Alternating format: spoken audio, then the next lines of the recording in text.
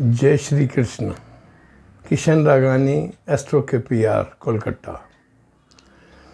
आज मैं एक हमारे समाज की एक विषम परिस्थिति पे मैं आपको बता रहा हूँ। नपुंसक अगर कोई जातक हो जाए, पति नपुंसक, ये दुनिया की बहुत बड़ी ग्लानि भरी बात होती है। इसमें क्या है, बच्चे क्या है, भाग के शादी कर लेते हैं और उनकी कुंडली में ये योग हो तो उनको बाद में फिर तलाक लेना पड़ता है।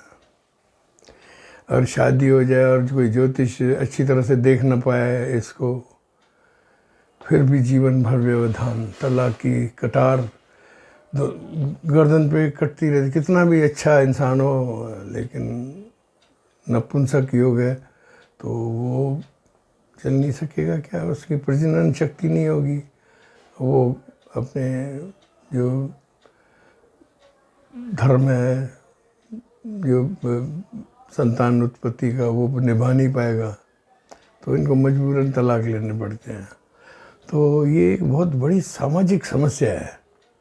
तो मैंने कहा आज आपको मैं इसमें थोड़ा ज्ञान दे दूं। जनरल भाई आप लोग ध्यान से देखो कि भाई ये जो योग मैं पढ़ रहा हूँ ना, ये है तो नहीं।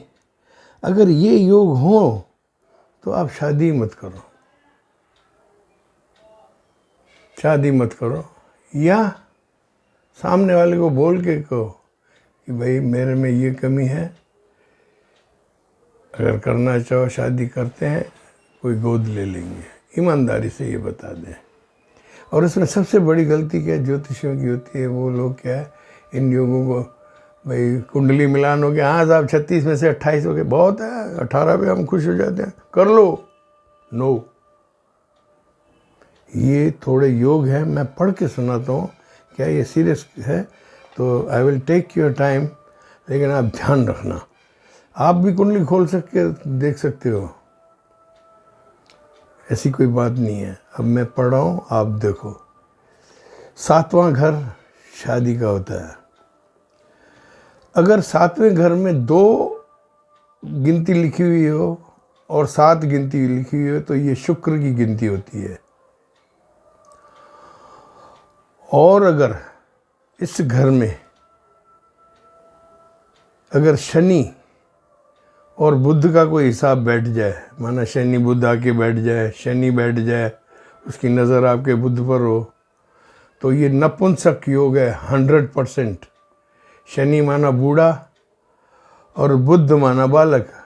न बूढ़ा कुछ कर सकता है, न बालक कुछ कर सकता है। He can not have any kid. तो ये महान नपुंसक योग है। दूसरा,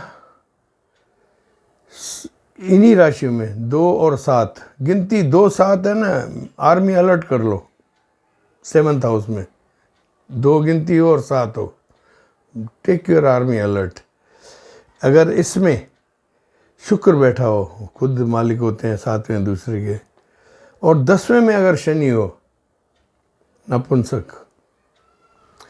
लगन कुंडली आपकी विषम हो, भाई जैसे 1 3 5 7 9 11, और आपका चंद्रमा उसमें विषम राशि में ही बैठे हो, इन्हीं राशियों में बैठा हुआ हो, और शुक्र भी इन्हीं में बैठा हो, माना दोनों चंद्रमा और शुक्र दोनों इनमें बैठे हो, तो कौवे की नज़र से देखना चाहिए इसको। विषम राशि में अगर भाई जैसे विषम राशि है ना, इनमें शुक्र कहीं दिख जाए और कहीं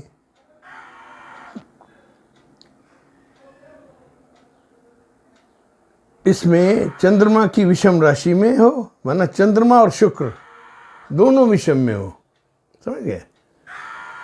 माना 1 3 5 7 9 11 में अगर चंद्रमा हो और शुक्र भी यहीं बैठा हो, तो ये कौवे की नज़र से देखना है।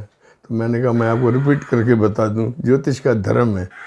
ये नपुंसक होगा जातक, इसकी चाल भी ढीली होगी, ये औरतों की तरह चलेगा, उसकी आवाज़ में भी लचक होगी, और नेल पेंट ये लगाया हुआ दिखेगा आपको, दूर से ही देख जाओगे। भाई हम लोग भाई साधारण भाषा में जो ढीला बोलते हैं वो होता है। विषम राशि में चंद्रमा शुक्र, शनि शुक्र 8 भाव में, 8th हाउस में अगर शनि और शुक्र है, 50% जातक नपुंसक होंगे। 50 क्या, कुंडली के प्रताप से बच जाते हैं इसमें। लेकिन मैंने ये देखा है कि दुनिया में जो नपुंसक है ना, कुल मिला के 15% इंसान होते हैं। 100 में से 15 मर्द नपुंसक, भाई ये हमने शोध में पाया है, होते हैं। शुक्र जहाँ बैठा हो, आपका शुक्र जहाँ बैठा हो, वहाँ से 6ठे घर में और 8वें घर में शनि हो, तब जातक नपुंसक होता है। क्या शनि बूढ़ा ग्रह है, he can not reproduce a person like that. इन योगों में शुक्र कहीं भी बैठा हो, दूसरे भाव में वृषभ राशि का शुक्र होता है, ठीक है, और उसमें शनि 9 में आ जाए, भाग्य में, 9 में शनि माना भाग्य में बूढ़ा, पति बूढ़ा मिलेगा, अपने से बड़ा, आपको मिल जाएगा तो आपको बाद में मालूम पड़ेगी कि वो बूढ़ा है। तो आप ये लोग सावधानियां रखें। और 4 पॉइंट्स हैं, रजिस्टर लेके रख ले, बच्चों की सब देख लो। मैं ज्योतिष तो आपको कहेगा मंगल का मिलान हो गया, हो जाओ शुरू। ज्योतिष की गलती हो सकती है, इंसान है, तो हम भी थोड़े सतर्क रहें। और ज्योतिष बंधुओं को भी ये ध्यान रखना चाहिए, दूसरों की पूरी उम्र का ये है घाटा, सीरियसली लेना चाहिए। दाता सुखी रखे। आप अगले चैनल के जो प्रेजेंटेशन है उसका इंतज़ार करें, इसको लाइक करें, सब्सक्राइब करें।